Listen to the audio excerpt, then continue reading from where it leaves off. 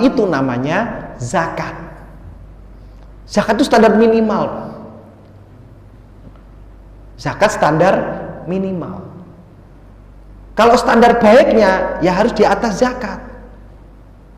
Misalnya zakat fitrah beras 2,5 kilo. 2,5 kilo. Kalau saya ragu 2,5 kilonya kita itu ragu. Saya biasa lebihin paling tidak 2,7. Nah, lebih-lebih lah. Itu lebih aman. Itu standar minimal. Tapi kalau kita lebihin 5 kilo itu bagus namanya. Jadi tapi yang di atas itu tidak disebut zakat. Nah, tidak disebut zakat. Disebut orang baik. Nah, karena standar minimal dia punya aturan. Aturan zakat itu ya pokoknya 8 kelompok yang disebutkan di Quran itu saja. Tapi kalau selain zakat silahkan. Makanya bab zakat itu menurut saya harus ada keuangan sendiri, logikanya sendiri, infak logikanya sendiri, kemudian wakaf juga ada logika sendiri, hitung-hitungan sendiri. Ini harus dibedakan. Karena apa? Saking sakralnya zakat, standar minimal. Kalau zakat mengenai siapapun yang sesuai kriteria. Tapi kalau infak tergantung hati siapapun. Oleh karena itu, maka pembersihan semacam ini adalah hal yang spesial bagi Islam.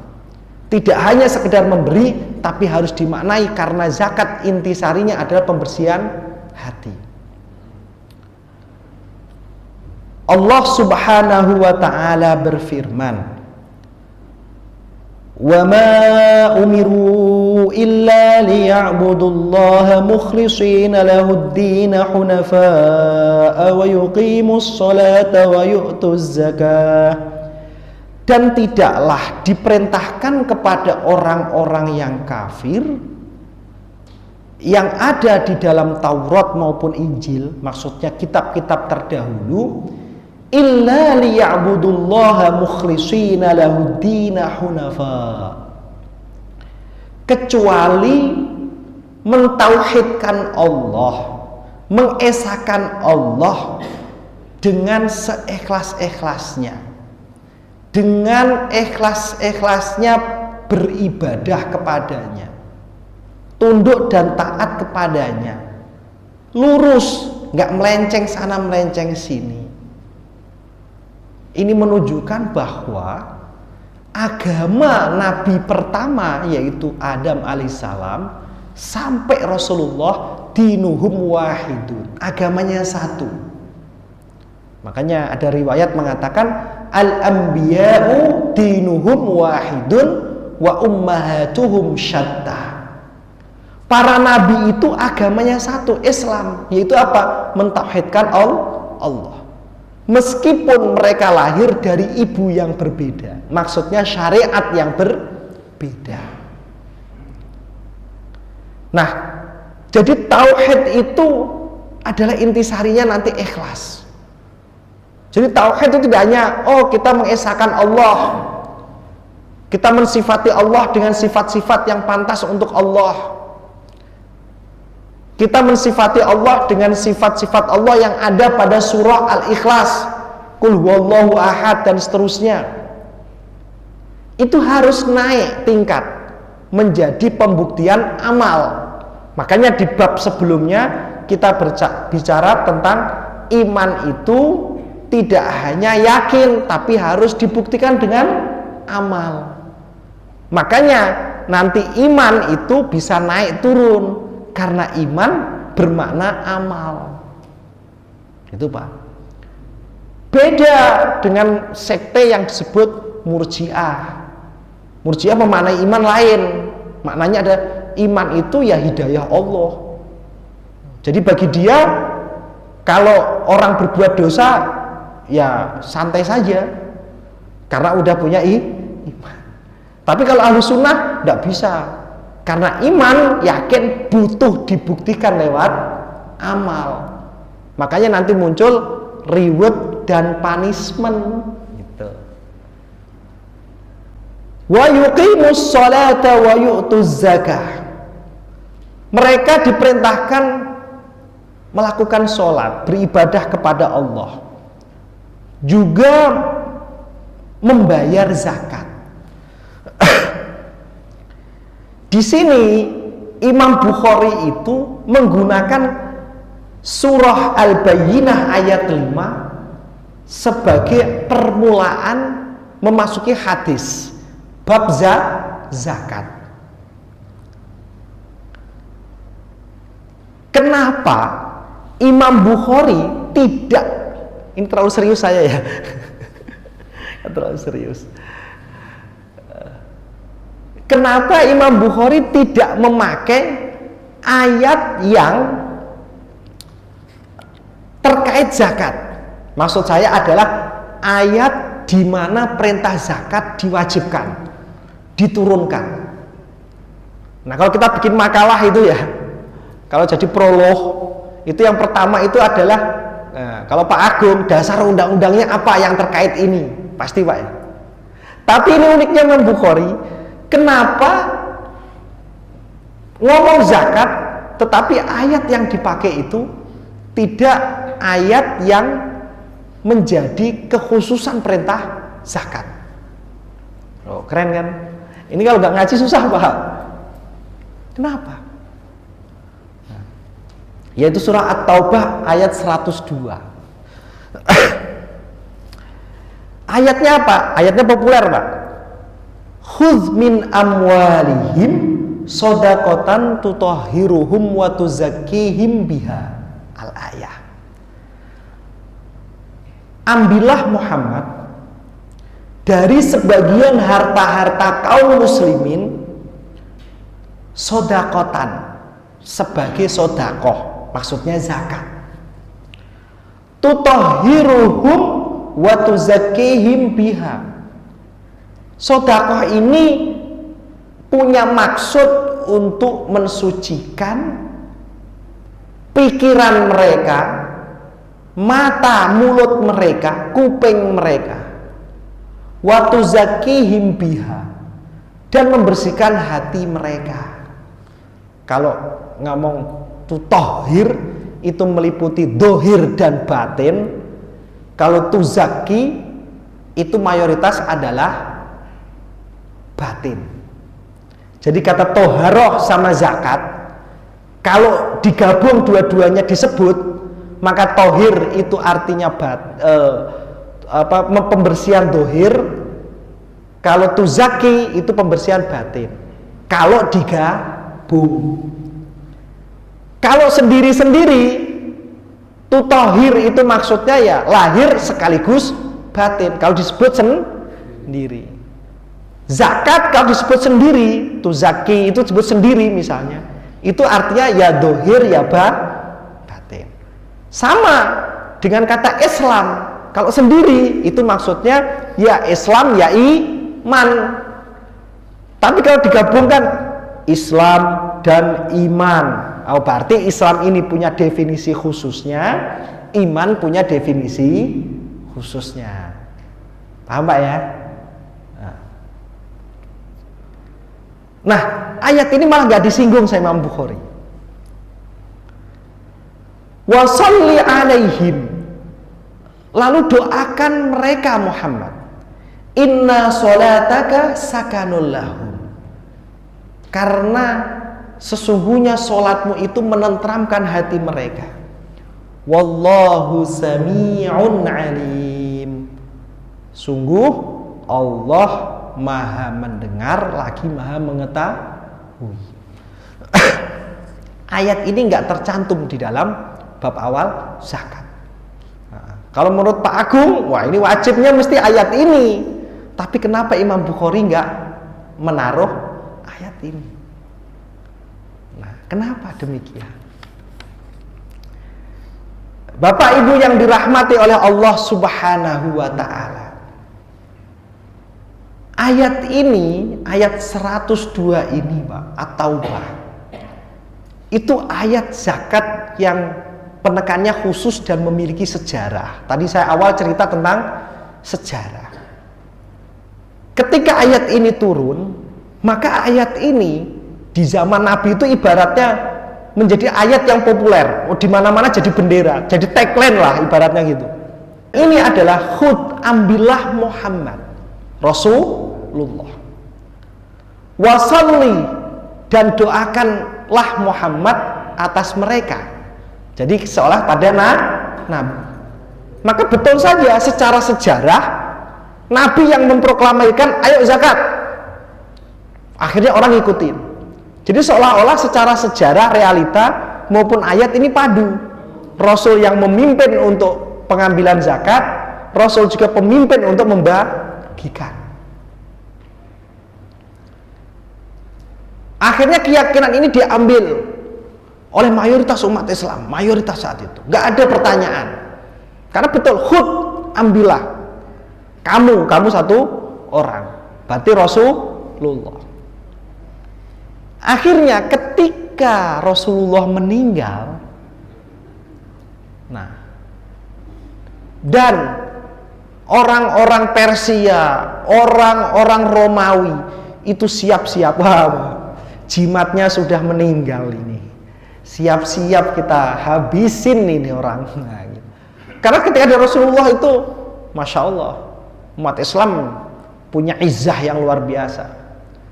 Ketika Rasul meninggal, siap-siap itu pasukan Romawi, Persia itu mau menghabisi. Dan terjadi suksesi pergantian kepemimpinan, yaitu Abu Bakar. Pas tiba saatnya zakat di daerah yang namanya Yamamah, agak ke gunung sana, Madinah agak ke gunung, Pak. Itu muncul gerakan tidak mau zakat, tidak mau zakat, tidak mau zakat. Ketika nggak mau zakat, itu alasannya apa? Alasannya apa? Alasannya adalah ayat ini, khudh min amwalihim. Alasan ayat ini, dia mengatakan begini, la nu'ti zakatana illa liman kanat sholatuhu sakanan lana. Kami nggak akan mengeluarkan zakat kami kecuali kepada orang yang doa-doanya, sholatnya itu mampu menenteramkan hati kami.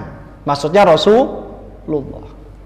Karena ayatnya adalah khud ambillah wahai Muhammad, wasalli, dan doakan.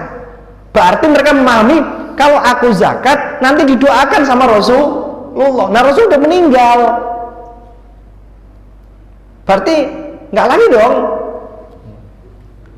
Enak nggak logikanya, Pak? Nah, ini karena majelis ilmu jadi saya cerita sesuai ilmu, Pak. Tapi jangan dijadiin argumen ini. Ini saya cerita sejarah saja. Bahaya nanti. Karena di mana-mana ayat ini jadi tagline donasi zakat, Pak. Nanti ustadznya tanya bab itu bingung nanti. Makanya selalu di tagline zakat itu kata wasolli alaihim selalu bilang al ayah, lanjutin sendiri ayatnya gitu. Jadi karena kata wasolli alaihim ini kuncinya aslinya. Kalau di ayatnya lengkap, enggak mau. Dan logika mereka dibenarkan. Kenapa dibenarkan? Karena sejarah membuktikan ayat ini adalah ayat yang paling utama soal zakat. Ayat ini secara sejarah pengamalan praktek Rasulullah, ada Rasulullah yang memimpin. Ayat ini secara jelas zakat itu diambil oleh Rasulullah dan kemudian yang berzakat didoakan oleh Rasulullah. Kalau itu berkurang ya nggak jadi dong. Gitu logikanya. Terus kemudian mereka bersair, wa ma balu Abu Bakrin, wa ma balu Abu Bakrin. Itu ngapain itu Abu Bakar itu? Dan mereka mengakui di dalam syairnya itu adalah Abu Bakar itu bukan pengganti Nabi, Dia hanya seorang raja katanya. Seorang raja. Itu mirip kayak orang Madura. Siapa presidenmu? Gus Dur. Enggak. Sekarang sudah Pak Jokowi. Enggak, Pak Jokowi itu penggantinya. Presiden aslinya Gus Dur. Kayak gitu. Sama. Pimpinan aslinya Rasulullah, Abu Bakar penggantinya. Pengganti itu bahasa Arabnya khalifah, Pak. Wah, itu juga ada sanadnya, ada pegangannya model berpikir.